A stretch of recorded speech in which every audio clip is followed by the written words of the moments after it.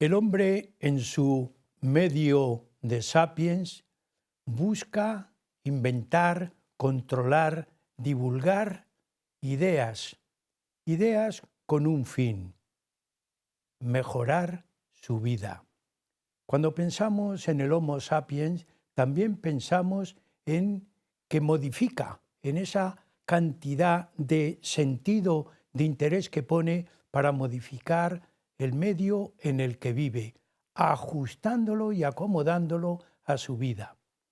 Pero está ocurriendo que no siempre eso es beneficio y es positivamente para la humanidad, porque también pensamos otra preocupación que tiene la humanidad, y es controlar el medio ambiente en la temperatura.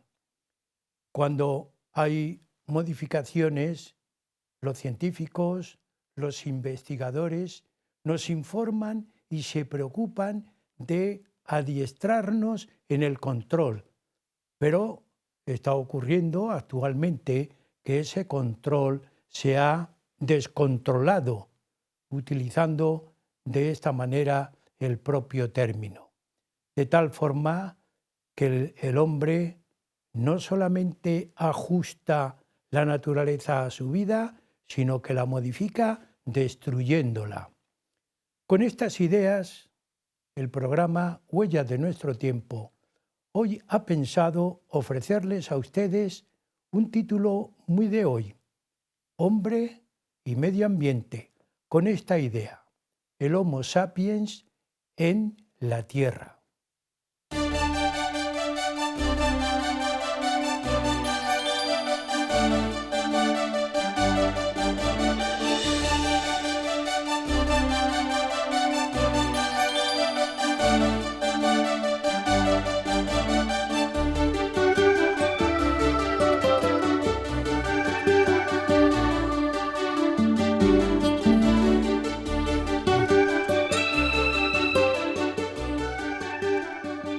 El hombre vive en la Tierra sufre cambios, pero el hombre también modifica la Tierra, el medio geográfico en el que vive. Todo esto está planteando un problema a la vida humana en nuestro planeta Tierra. El tema es muy atractivo, el tema es muy actual. Contamos en el estudio, como siempre, con un especialista, don Juan Carlos Ballesteros Aparicio. Le damos la bienvenida por acudir al programa y explicarnos hoy el Homo sapiens en la Tierra. Es decir, el hombre que sabe, habrá que poner duda a lo mejor si sabe o no. Exactamente. Así que bienvenido al programa, Juan Carlos. Muchas gracias. Don Juan Carlos Ballesteros Aparicio es ingeniero de minas por la Universidad Complutense de Madrid, especialidad en energía y tecnología, ¿no? Combustibles. Combustibles. Combustibles. También es doctor por la propia universidad, doctor ingeniero de minas por la Universidad Politécnica de Madrid. Es un especialista en energía, en tecnología, en combustibles, y así lo ha manifestado en múltiples intervenciones que ha tenido en investigaciones tanto a nivel nacional como a nivel internacional. Tiene un máster en energía y combustible también, ¿no es así, Sí. Juan Carlos? Don Juan Carlos Ballesteros ha sido prioste de la Cofradía Internacional de Investigadores de Toledo y participante en este programa Huella de nuestro tiempo, con otros temas también científicos y de investigación relacionados con la energía, el clima y también los combustibles, porque hemos hablado de todos. Así que con esta idea y con este planteamiento inicial, la pregunta obligada: cambio climático, cambio de clima, ¿cómo podemos, si no definir, por lo menos acotar, en teoría, qué es el cambio? Bueno, en primer lugar, decir que el cambio es algo natural en la evolución de la Tierra, que sus 4.500 millones de años ha sufrido cambios más importantes de los que actualmente estamos viviendo y de los que sin ninguna duda van a venir en el futuro. Se puede definir el cambio global como el conjunto de actividades o cambios medioambientales que está introduciendo el ser humano que está de alguna forma condicionando el funcionamiento de la Tierra. Y el cambio climático es el conjunto de actividades humanas que también está afectando al cambio climático global. Un espaldarazo, digamos, a la ciencia del cambio global y del cambio climático ha sido la observación desde la distancia a través de los satélites orbitales. Con este tipo de ingenios que portan una gran instrumentación, podemos tener prácticamente en tiempo real parámetros como la velocidad del viento, la temperatura del agua de mar, el nivel del agua de mar, cómo evolucionan los casquetes polares y las nieves perpetuas, los aerosoles, etc. Para describir las actividades que están ocurriendo actualmente en la Tierra, se propuso el término, o se utiliza, mejor dicho, el término de antropoceno. El término de antropoceno fue propuesto en el año 2000 por el químico atmosférico y premio Nobel Paul Crutzen para definir una nueva era geológica en la cual las actividades humanas están determinando el funcionamiento de la biosfera. Tengo que decir que el antropoceno no está oficialmente reconocido por la Comisión Internacional de Estratigrafía y tuvo su comienzo en la era industrial, en la revolución industrial, con el inicio de la emisión de los gases de efecto invernadero, principalmente CO2 y metano a la atmósfera, sí, y la explosión demográfica. Es decir, estamos hablando siglo XVIII, ¿no? Efectivamente. A partir del siglo XVIII es cuando ha habido, diríamos, esta revolución. Sí, fue un punto de inflexión, sí, en el cambio, digamos, tecnológico, industrial y climático también para la Tierra. Hay, y hemos comentado muchas causas, causas naturales, causas que vamos a ir analizando. Sí. ¿Por dónde podemos iniciar todo este conjunto de causas? Unas son naturales, de modificación, ¿no? Bueno, en primer lugar también hay que decir la explosión demográfica es un papel o juega un papel importante en todos estos cambios, porque es lógico pensar que todas las actividades humanas tienen su efecto en el medio ambiente y en el planeta. La población a principios de la era cristiana se situaba en unos 160-170 millones de habitantes. En el inicio de la revolución industrial éramos 790 millones de habitantes. En la actualidad pasamos los 8.000 millones de habitantes y la proyección a 2100 pivota entre 10.500 y 11.000 millones de habitantes en la Tierra.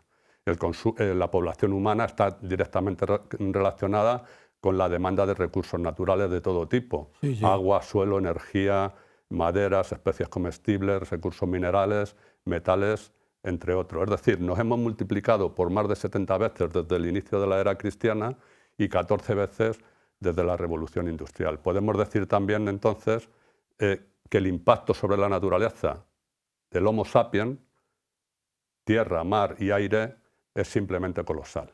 Es decir, el Homo sapiens porque es capaz de pensar, pero llega un momento que yo cuando digo se elaboran, se inventan ideas, pero no siempre son las ideas adecuadas, claro, en la invención, porque ahí es donde le podíamos llamar auténticamente el término sapiens, sí, cuando sepa por qué camino tiene que ir la humanidad.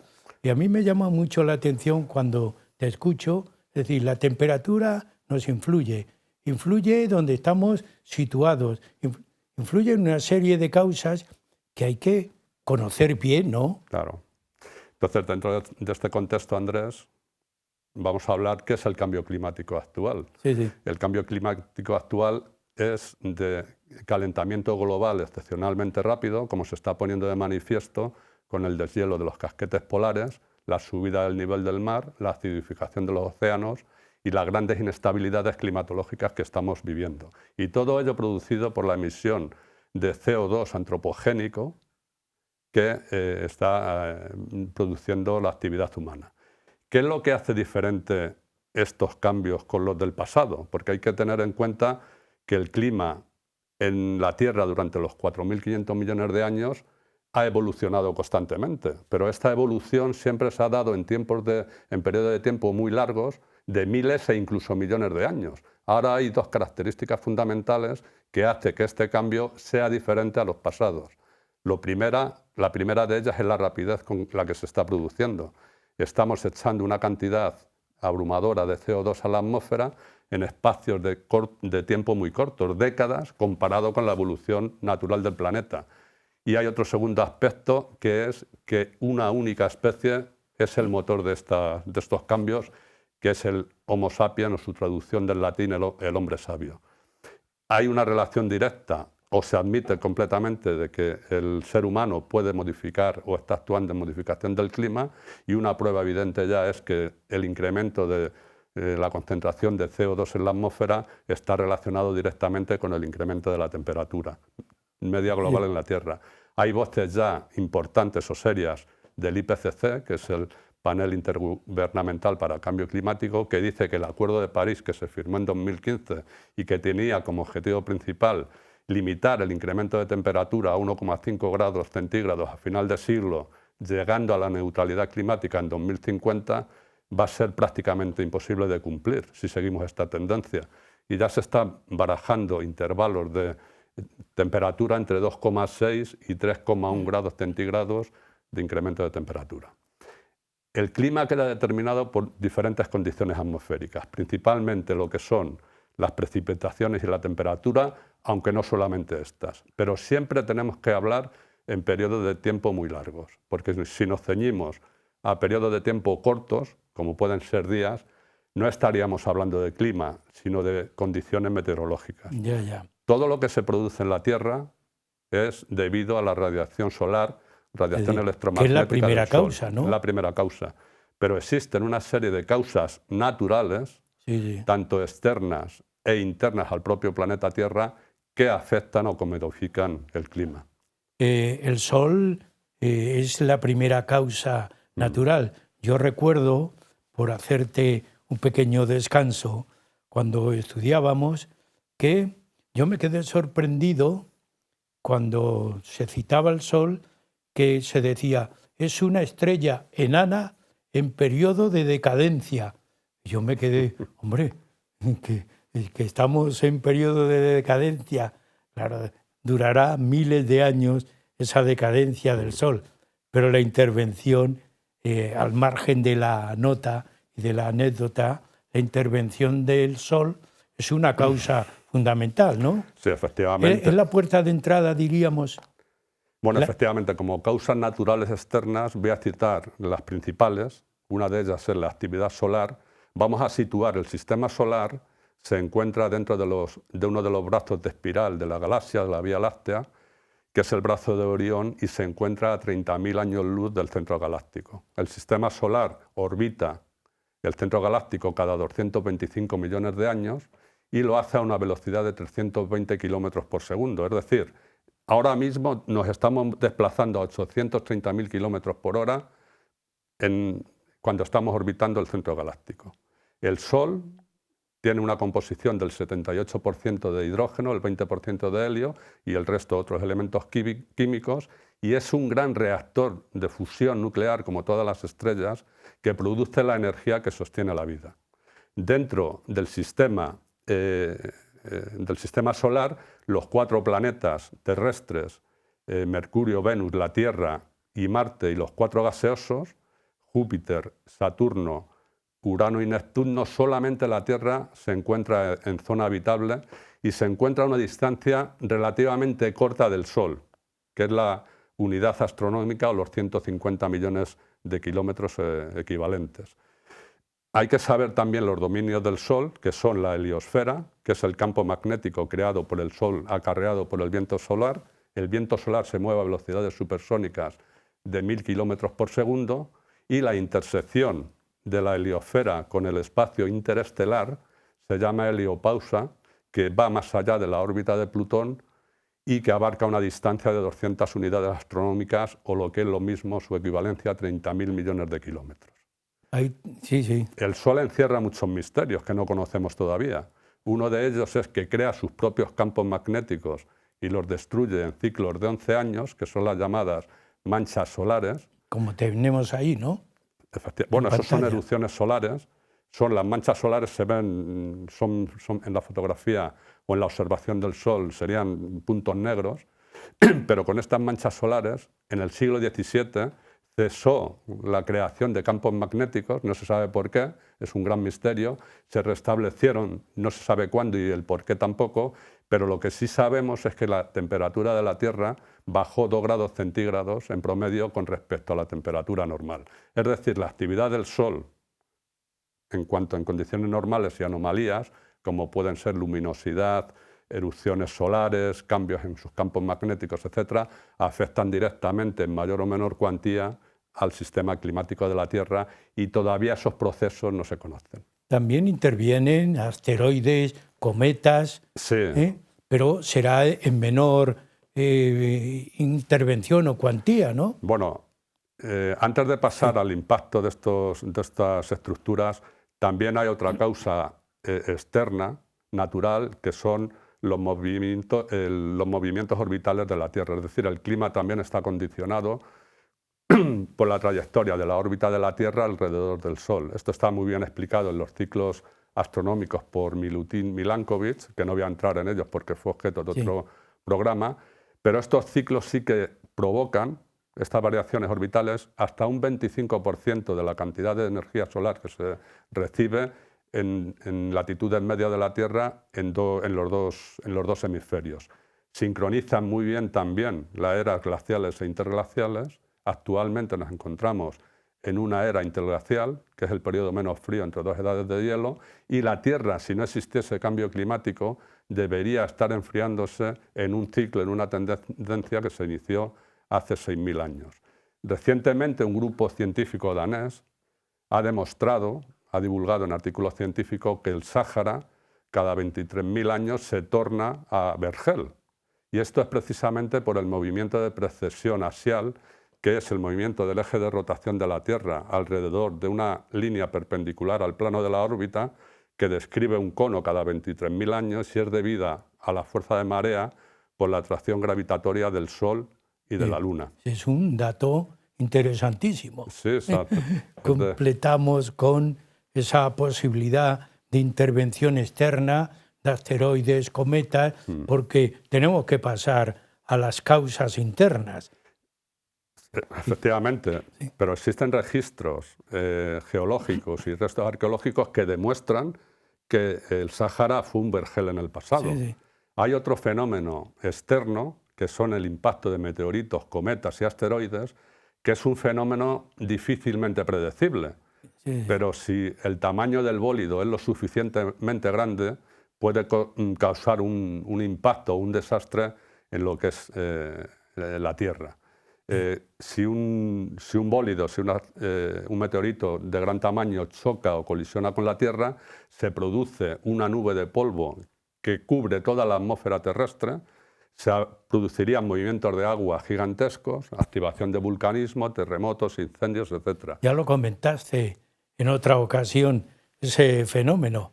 Sí, creo que sí. Es decir, que en estas condiciones la radiación solar no llegaría a la superficie de la Tierra, se produciría un cambio climático brusco con un descenso de temperatura fuerte, la vegetación moriría, la cadena trófica desaparecería y empezaría lo que es la extinción de los seres vivos. Bien. Como el tiempo corre, vamos... Bueno, pero esto déjame, Andrés, porque es curioso. De las 5 extinciones masivas registradas en los últimos 500 millones de años, hay una muy famosa que es el límite KT, el límite Cretácico terciario, donde hace 65 millones impactó un bólido en la Tierra con unas dimensiones de 12 kilómetros y a una velocidad de 80.000 kilómetros a la hora. Esto produjo una extinción masiva y es la más famosa porque dio lugar a la extinción de los dinosaurios. Ya. Hoy los niños tendrían dinosaurios, o a lo mejor no, no sabemos. Pues vamos a continuar con causas. Corre el tiempo, pero causas internas que se están produciendo. Bueno, causas internas. Las principales son el efecto invernadero natural. De toda la radiación que nos llega de la Tierra, el 30% es reflejado hacia el espacio exterior. Si no tuviéramos atmósfera, la temperatura de la Tierra sería menos 18 grados centígrados, que es la misma que la que tiene la Luna. La Luna no tiene atmósfera y esa temperatura de menos 18 grados se da para buscar el equilibrio radiativo termodinámico. Pero en la Tierra las cosas son diferentes. Tenemos una atmósfera con una serie de constituyentes atmosféricos que no absorben prácticamente nada de la radiación solar del Sol, pero sí absorben la que emite la Tierra y la propia atmósfera. En estas circunstancias se produce un calentamiento de las capas bajas de la atmósfera, dando lugar a una temperatura promedio de más 15 grados centígrados. Este efecto se denomina efecto invernadero natural por analogía al fenómeno físico de efecto invernadero. Es decir, una conclusión importante es, si yo modifico la composición y la concentración de los componentes atmosféricos, voy a actuar directamente sobre el efecto invernadero y va a tener consecuencias en uno u otro sentido frente a la temperatura media superficial. Otra causa interna es el desbalance energético que se da en la Tierra. A nivel global el balance es la Tierra se encuentra en un equilibrio radiativo termodinámico con la radiación que recibe, pero no así a nivel local. Todas las latitudes medias reciben más energía de la que reflejan, es decir, hay un superávit energético, y en las latitudes altas ocurre lo contrario, hay un déficit energético porque reflejan más energía de la que absorben. Este desbalance energético se intenta paliar con los dos fluidos que existen en la Tierra, la atmósfera, el gaseoso con los vientos, y el líquido, el agua, con las corrientes oceánicas, pero no se consigue completamente homogeneizar este balance térmico, dando lugar o participando de forma importante en la climatología regional. Luego otro papel o causa interna son el papel de los aerosoles y de las nubes. Los aerosoles son partículas materiales que están en suspensión en toda la atmósfera y su origen es diverso. Vienen de la erosión del suelo, de las erupciones volcánicas y también de origen marino. Las de origen marino son muy importantes porque si no existiesen, o son fundamentales para la formación de nubes, es decir, necesitamos de núcleos sólidos que den lugar a la nucleación y se forme la protogota de nube. Y las nubes juegan un papel muy importante también en el efecto invernadero, dependiendo del tipo y de las características. Por ejemplo, las nubes altas, conocidas como los cirrostratos, dejan pasar prácticamente toda la radiación solar que reciben, pero absorben las que emite la Tierra. Y las nubes medias, llamados altocúmulos, prácticamente reflejan toda la radiación que reciben. Que las nubes son como el gran paraguas, ¿sí? o dejan pasar, o impiden, neutralizan, pero también en algún momento pueden servir de parapeto, ¿no? Sí, luego lo comentaremos, el efecto de las nubes en el contexto del cambio climático. Nos queda un tema en esta primera parte que lo podemos iniciar. Hablamos de nubes, hablamos de sol, hablamos de participación de elementos externos a la Tierra, pero hay otros como es el agua. El ciclo del agua es muy interesante y yo luego te preguntaré algo, ¿sabes? Pero por lo menos plantearlo. El ciclo del agua, cómo se está manifestando, cómo se forma, cómo se altera. Esto es también importante para nuestra vida, sí, para la vida de la humanidad. Esto lo empezaremos en la segunda parte del programa y si quieres, si te parece, vamos a terminar con unas pequeñas reseñas de fenómenos naturales que han tenido varios episodios climáticos en la Tierra. Por ejemplo, en los últimos 1000 años ha habido dos periodos climáticos de signo opuesto. Uno de ellos fue el periodo cálido medieval, que se dio entre el año 900 y 1200, y fue debido a una gran actividad solar, llegándose al máximo medieval, y hay registros de que el agua en el norte se retiró hacia los casquetes polares y en el sur de Inglaterra se extendieron los viñedos de forma impresionante. Luego está el periodo frío medieval que se dio entre 1550 y 1850. Este periodo tuvo su máximo en el siglo XVII, debido principalmente a una baja actividad del Sol, el mínimo de Maunder, que comenté anteriormente, y porque hubo grandes erupciones volcánicas. El río Ebro se congeló 11 veces, llegando la capa de hielo a 3 metros, y el río Tajo, por su paso por Toledo, se congeló 5 veces. Y luego ya, respecto a posiciones orbitales, decir que en la última glaciación, hace 18.000 años, un 3% del volumen del océano se retiró a los casquetes polares y el nivel del mar bajó 120 metros con respecto al nivel actual. Me dejas un poco preocupado. Es decir, que en unos periodos de tiempo se producen muchas alteraciones y en otros me parece como que se estanca la vida, se estanca la actividad. Esto nos hace reflexionar y pensar. Cuando pensamos en el universo nos perdemos. Sí. Se nos va a la mente. El Homo sapiens se queda con menos sapiens, con menos conocimiento. Vamos a hacer un descanso y seguiremos con el ciclo del agua. Efectivamente. Vamos a cambiar. Amigos, una pequeña pausa. Estamos en el programa Huellas de Nuestro Tiempo hablando del ciclo del agua, el ciclo de los cambios que tiene la Tierra y que repercuten en el hombre.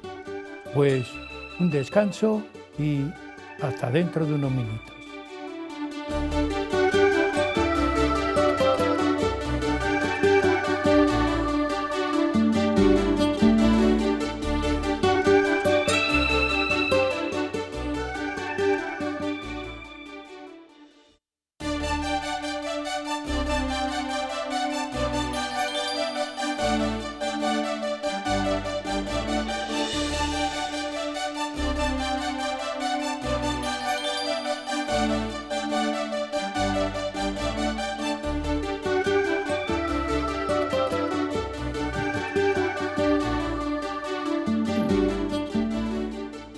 Continuamos con el programa Huellas de Nuestro Tiempo, que hoy estamos hablando de clima, estamos hablando de cambios que se producen en la Tierra. Continúa con nosotros el doctor, ingeniero, don Juan Carlos Ballesteros Aparicio, que es profesor universitario y nos está haciendo una exposición de todo ese conjunto de elementos que se van modificando y se van uno alterando al otro y que hace que estemos preocupados, porque el cambio, sobre todo en el clima, es preocupante para la humanidad. Pues vamos a seguir y le hacemos la primera cuestión y pregunta. Hemos hablado de causas externas. Vamos a ver, fundamentalmente el agua tiene un ciclo y tiene una gran importancia porque hay más masa de agua que de la propia masa que flota que en la Tierra. ¿Cómo podemos introducir y cómo podemos explicar este ciclo de intervención del agua? Sí. Voy a intentar describir diferentes ciclos que se dan en la biosfera, no todos, y dentro del escenario climático. El primero de ellos es el ciclo del agua. Todo el mundo admite que la atmósfera y el agua es de origen interno, es decir, se produjo por la desgasificación del manto y sobre todo en los primeros estadios de la vida. También se admite que en la fase de acreción de la Tierra, el impacto de meteoritos y cometas pudieron aportar agua por deshidratación de los mismos. El manto contiene una cantidad de agua igual o superior a lo que existe en la superficie terrestre y se formó en los primeros estadios de la vida de la Tierra. Y se admite también que no ha habido un aumento cuantitativo en los últimos 2.000 millones de años.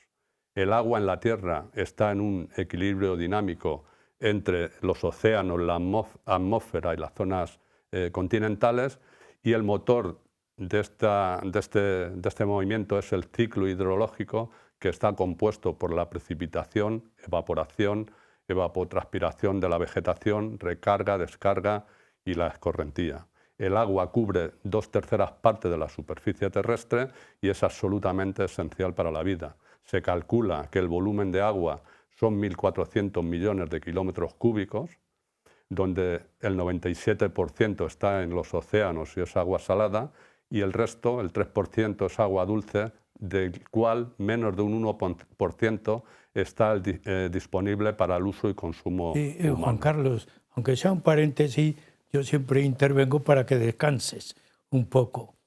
Hablas de una cantidad muy pequeña de agua dulce, pero nosotros pensamos que lo que circula por el exterior es también una cantidad muy pequeña comparado con el agua dulce del interior.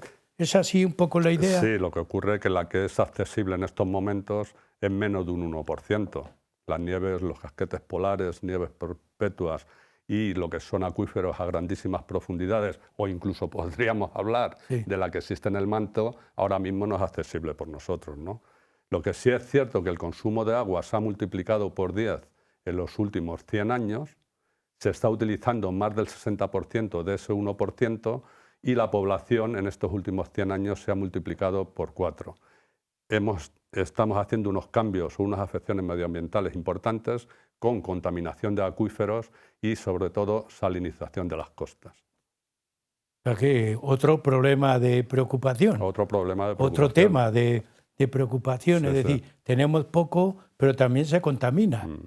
Pero es que los no científicos dicen, no, en el subsuelo hay mucho agua, hay que sacarla, hay que permitir que se saque. ¿Por qué no hay auténticamente una regulación de ese agua del subsuelo?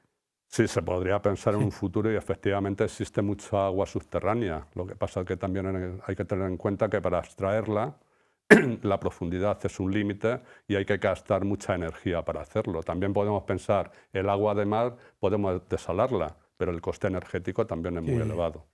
Ahora voy a pasar a la circulación termohalina. Perdóname, yo cuando he leído eso, de verdad me quedé asombrado. Si fuera un niño, mi cara reflejaría no sé qué expresión, porque cuando veamos la proyección, la fotografía que tenemos, yo me he quedado auténticamente ensimismado. La circulación que tiene el agua y el agua marítima en toda la Tierra. Sí. Es que lo vas a explicar y yo quiero aprendérmelo todo. Sí, antes de entrar a la circulación termohalina voy a dar un preámbulo y es el siguiente. El mar es muy asimétrico, es decir, las longitudes horizontales frente a las verticales son miles de veces mayores y también está estratificado, es decir, el agua más cálida y menos densa se encuentra en superficie y eso es un problema también para el movimiento vertical de estas aguas. El océano es un gran almacén de energía, el agua cuando se dilata aumenta su nivel, se está midiendo el nivel del mar con precisión desde el año 92 por satélites y el incremento de agua del nivel del mar sube 3 milímetros al año. También el océano se está acidificando porque al capturar CO2, que veremos luego, al ser un ácido, acidifica el agua. Las fuerzas que mueven el océano son relativamente pocas. La primera son astronómicas, que son las corrientes marinas, y son debidas al juego gravitacional entre la Luna, el Sol y la Tierra. La segunda fuerza es la cizalla del viento, que son las corrientes superficiales. La tercera es el calentamiento solar, que implica un movimiento vertical de estas aguas y técnicamente se llama circulación termohalina, que luego entraremos en detalle, y la cuarta es provocada por la aceleración de Coriolis, que influye en masas en movimiento y tiene sentido opuesto en los dos hemisferios. ¿Qué es la circulación termohalina? La circulación termohalina son corrientes oceánicas que están impulsadas por corrientes superficiales de aguas saladas y cálidas que se generan en los trópicos. Tenemos una imagen en pantalla. Se generan en los trópicos, viajan hacia el Atlántico Norte, donde se unen con las aguas frías polares, y ahí se produce un fenómeno de hundimiento que técnicamente se llama formación de aguas profundas, a un ritmo de 40 kilómetros a la hora. Para tener idea de ese volumen, decir que los embalses españoles tienen poco más de 56 kilómetros, por lo cual podríamos llenarlos en poco más de una hora. Este fenómeno o estas aguas profundas recién formadas y frías viajan en profundidad hacia el sur, donde se encuentran con las aguas frías y recién formadas de la Antártida, suben hasta el Océano Índico y Pacífico, retornan, salen a superficie y retornan otra vez al Atlántico Norte para iniciarse un ciclo que dura 1000 años. ¿Cuál es el motor de la circulación termoalina? Es la densidad en función de dos parámetros importantes. La variación de temperatura, termo, que se da entre las aguas tropicales más calientes y las aguas polares más frías, y la diferencia de salinidad, alina, entre las aguas tropicales, porque hay mayor evaporación, frente a las polares porque existe más lluvia. En el contexto, digamos que la circulación termoalina une todos los océanos de la Tierra y es una gran cinta transportadora, es un gran intercambiador de calor que libera a la atmósfera 10 elevado a 22 julios anuales. Y la circulación en el contexto de cambio climático, estos dos parámetros, la temperatura y la salinidad, los estamos modificando, lo cual puede dar lugar a una ralentización e incluso a un colapso de la circulación termoalina, donde ya grupos científicos están avisando, y si esto sucede, la temperatura en el hemisferio norte podría caer entre 7 y 10 grados centígrados y en el hemisferio sur entre 2 y 4, lo cual sería una catástrofe climática importante. De dejar de existir la vida en la Tierra, ¿no? Porque eso está influyendo en los cambios de temperatura y además se necesita. Es muy curioso, ¿eh? Yo Sí. ya te he dicho que quería aprender, porque cuando vi esa imagen yo me quedé sorprendido. Es decir, está circulando continuamente el agua de norte a sur, pasa por todos los océanos. Es como si dijéramos, aquí tenemos un grupo de tuberías que le damos al botón y las tuberías se mueven. Sí. Esto sería una explicación para los no científicos. Y además lo vemos ahí muy bien explicado y muy bien tratado. Yo, de verdad, no sé qué decirte. Seguimos. Sí. Bueno, decir un poco por abundar en el tema, es que existen registros de paloindicadores que relacionan perfectamente cambios bruscos en el clima y su afección, parada e incluso colapso de la circulación termoalina. Vamos a continuar y vamos a seguir. Yo te comentaba antes, yo como soy curioso, aunque no sea científico, yo cuando leí tu guión vi un término que me dejó sorprendido y lo comentábamos antes, el albedo. Y yo dije, ¿esto qué es? Digo, los científicos se han equivocado, porque siempre que hay un término científico se utiliza el término, la palabra griega. Es un acuerdo que existe. Pero esta palabra albedo es un término latino. Sí. Y claro, yo dije, albedo es como algo que llega y se refleja. ¿Qué es eso? Permíteme, Andrés, que describa primero el ciclo de carbono, que es muy importante, y luego ya pasamos al albedo, que también es clave en la climatología. Claro, es que yo después de la termoalina sí. Me ha salido el albedo, aunque no quiero. El ciclo de carbono es muy importante, sí, porque de forma natural el balance de materia entre la atmósfera, océanos y vegetación tiene un reparto del 50% en la atmósfera y el otro 50% en el océano y en la vegetación. Nosotros desde la revolución industrial hemos incrementado muy notablemente la concentración de CO2 en la atmósfera y este balance, digamos, le hemos distorsionado. Hay que tener en cuenta que el océano es un gigantesco almacén de CO2, secuestra CO2 atmosférico en una cantidad mayor de 2 petagramos al año. Un petagramo son 10 elevado a 15 gramos y si no se secuestrara este CO2 por el océano, la cantidad de CO2 en la atmósfera sería mucho mayor. Hay que tener en cuenta también que el proceso físico de absorción de CO2 se da en fase gaseosa, intercambio gaseoso, que depende de la velocidad del aire y de las presiones parciales del aire y del agua del océano. Y la cantidad que captura el océano de CO2 es función de la temperatura por medio de la solubilidad. Es decir, la solubilidad es mayor a menor temperatura, pero en un contexto de cambio climático lo que estamos haciendo es aumentar la temperatura, por tanto, el océano está captando menos CO2 del que debería y efectivamente, emite, ¿no? el que no capta el CO2 pasa a la atmósfera, estamos alterando la concentración de uno de los constituyentes atmosféricos con su efecto en el efecto invernadero y su efecto en este caso de incremento de temperatura.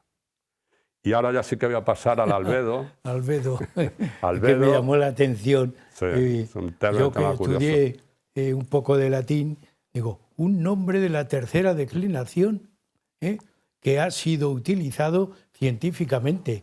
Claro, a mí me dio alegría también. Bueno, el albedo juega un papel clave en el clima porque representa cuánta de la radiación solar que nos llega es reflejada al exterior y de la que se absorbe, cómo se distribuye en forma de calor. El albedo depende de varios factores, depende de la superficie de los océanos y del color, y también de la superficie de las masas continentales con vegetación, depende de las nubes, depende de los hielos, de las nieves perpetuas y también de los aerosoles. Que también hablamos de color.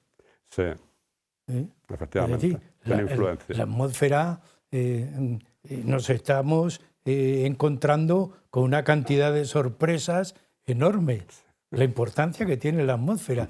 Y parece como que miramos y decimos, hoy hay un día muy despejado, no hay atmósfera. La atmósfera continúa existiendo.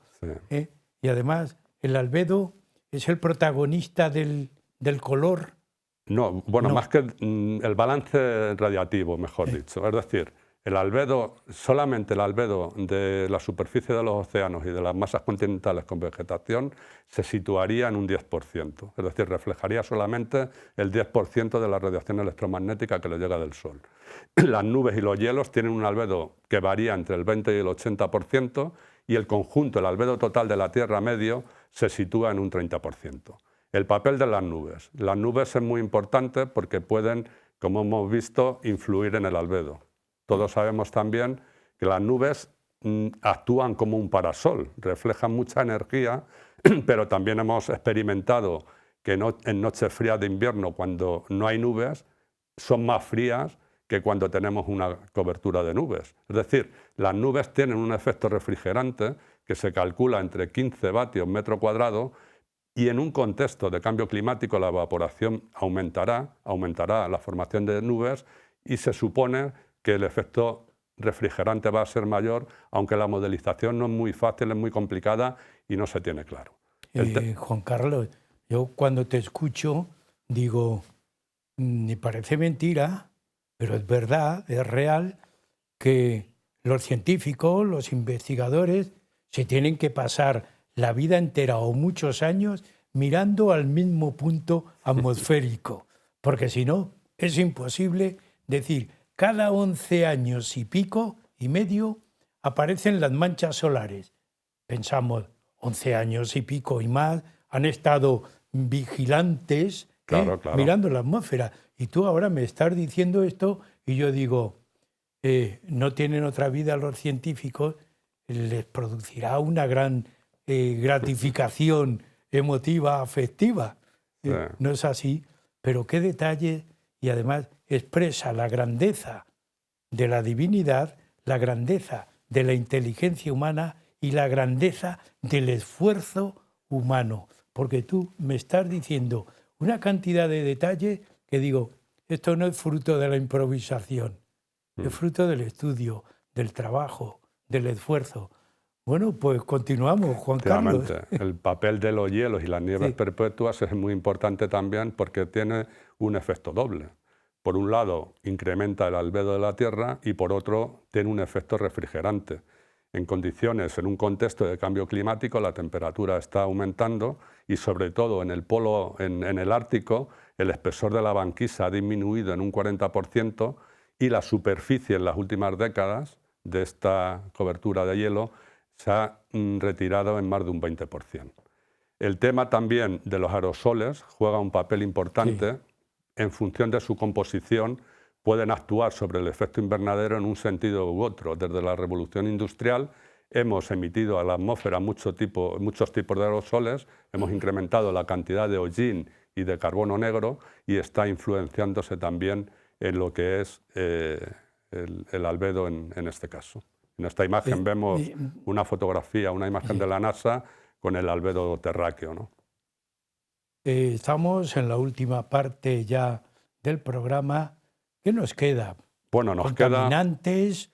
¿Qué nos queda por completar todo este ciclo? Hay un tema importante también, que son las emisiones que se han lanzado a la atmósfera desde la revolución industrial. Tenemos que tener en cuenta que todos los procesos físicos, químicos y biológicos que se dan en la atmósfera están conectados entre sí, y estos entre la Tierra, el océano y el aire. Es decir, la atmósfera es un gran reactor químico debido fundamentalmente a su poder oxidativo. En estos años hemos vertido a la atmósfera miles de sustancias de compuestos sintéticos sin ningún tipo de control incluso. Los más paradigmáticos son, por citar algunos, el uso de los pesticidas, el DDT, y otro también muy famoso que son los bifenilos de policlorados, que se utilizaron durante más de 5 décadas como fluido dieléctrico en numerosas aplicaciones, y actualmente se encuentra desde los ecosistemas polares hasta la sangre de cualquier humano. Incluso los productos farmacéuticos, que tienen un fin de curar, de sanar a la gente, se está causando un problema por su vertido en ciertos ecosistemas, y prácticamente todos los ríos del mundo ya tienen estas sustancias en sus aguas y ha pasado a la cadena trófica, y no sabemos qué consecuencias va a tener para el medio ambiente y para la vida. Ya, pero hay un gran problema para la humanidad. Es decir, el producto de desecho de la farmacia va a contaminar los ríos y las aguas. Al final todos los ecosistemas están interconectados, agua, aire, vegetación, etcétera, ¿no? Por eso esto tenemos que conceptualizarlo como un todo. Yo no puedo decir aquí, si he hecho algo no pasa nada. Al final todo el sistema está conectado entre sí. Claro, ya vemos que la atmósfera no está aislada, está conectada, las aguas de los océanos. A mí me continúa atrayendo ese sentido, esa imagen, es decir, de bonificación, que se van haciendo unas aguas con otras. Estamos muy al final del programa. ¿Qué nos queda? Bueno, nos queda un par de ideas y conceptos antes de pasar a conclusiones. La primera es los problemas de desertificación.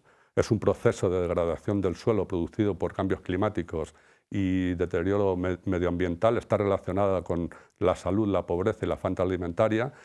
El suelo no lo hace sostenible y, por tanto, la población se ve afectada. Las sequías también es cuando llueve menos de lo normal, se produce un estrés hídrico, produciendo también problemas de sostenibilidad.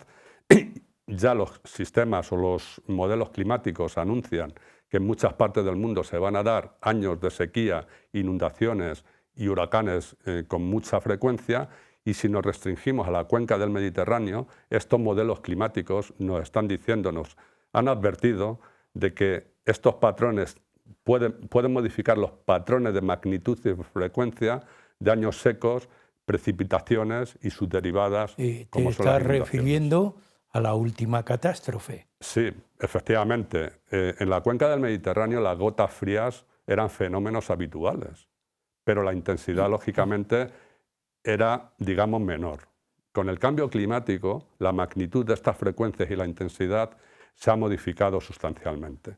La gota fría, que ahora se llama con más precisión científica la dana, que es la depresión aislada en niveles altos, consiste cuando una masa polar se separa del flujo atmosférico y entra en contacto con una masa cálida y húmeda, produce precipitaciones torrenciales que como derivada tienen las inundaciones y que desgraciadamente estamos viviendo en nuestro país. Es un tema de actualidad en el este de España, ¿no? Juan Carlos, estamos muy al final del programa. Como conclusión, como resumen, ¿qué nos puedes decir? Aquí hay que dar todos los mensajes que se pueda, por lo menos para que en la parcela individual de cada persona seamos participantes positivos y no negativos. Sí. Intentemos, si no mejorar, por lo menos no perjudicar, no alterar, y que bueno, que pues sí, no podemos Andrés, decir más. Como conclusiones vamos a terminar ya. Hemos visto que existen cambios naturales o causas naturales, tanto externas como internas, que afectan al clima. Sí. De las causas externas, dependiendo de la magnitud de las mismas, o no podremos hacer nada o tendremos que adaptarnos, pero si nosotros preveemos que no va a existir una hecatombe natural o artificial y estamos en un periodo estable de muy largo tiempo, aquí sí que podemos actuar. Y podemos actuar, por ejemplo, en las causas internas, y es principalmente limitando la cantidad de gases de efecto invernadero, el CO2, a la atmósfera, para evitar que este efecto invernadero siga evolucionando y parar el incremento de la temperatura y con el tiempo paliarlo en un futuro. Tenemos claro también que la población mundial a corto plazo va a seguir aumentando, es decir, la demanda de recursos naturales se va a seguir produciendo, y los países en general están midiendo el crecimiento y el bienestar de la población bajo parámetros económicos, principalmente el PIB, el Producto Interior Bruto. El Producto Interior Bruto tiene defectos, y uno de ellos es que no tiene en cuenta externalidades producidas por cambio climático y deterioro medioambiental. Dicho esto, también deberíamos ir a modelos de crecimiento que sean sostenibles, basados en el ahorro, la eficiencia, sobre todo evitar el consumo innecesario y el despilfarro, y aumentar al máximo el reciclaje o la economía circular. Estos modelos estarían entre dos modelos más clásicos, que es el malthusianismo, que predica que como los recursos son limitados, el crecimiento es limitado, y el cornucopianismo, que dice que siempre la ciencia y la tecnología se las va a apañar para que existan recursos disponibles y el crecimiento sea ilimitado. Y ya termino con esto. Podemos decir... Bueno, menudos mensajes nos has dado, Juan ya Carlos. termino, Andrés. Podemos decir que el cambio global y el cambio climático actual es el mayor desafío, el mayor reto que tiene la humanidad en estos momentos, y que radica solamente en las manos y en la inteligencia del hombre sabio para darle solución. Pues yo no puedo mejorar el mensaje, solamente agradecerte esta exposición tan maravillosa, y que, claro, es una gran lección, pero la gran lección la has dado al final, cuando has puesto auténticamente el motivo de preocupación y de acción. Es decir, no solamente hay que preocuparse, sino también colaborar y participar, cada uno en una pequeña parcela, pero muchas parcelas son las que dan origen al conjunto global. Y has dicho otra cosa importante: vivimos en un mundo de economía, todo es de usar y tirar. No tiremos tanto, ¿verdad? Y usemos las cosas más tiempo y con mayor rigor y mayor inteligencia. Exactamente. Para que, así como hemos empezado el programa hablando de Homo sapiens, que terminamos el programa diciendo el hombre es sabio, es inteligente porque elabora buenas ideas. Pues con este final, muchas gracias, Juan Carlos, y como en otras ocasiones siempre te digo lo mismo, que no sea el último programa. Así que hasta el próximo. Muchas gracias, Andrés. Y también a ustedes agradecerles, como siempre, que nos sigan, porque Huellas de Nuestro Tiempo está toda la semana con un tema nuevo. Pero ustedes sigan. Hasta el próximo programa.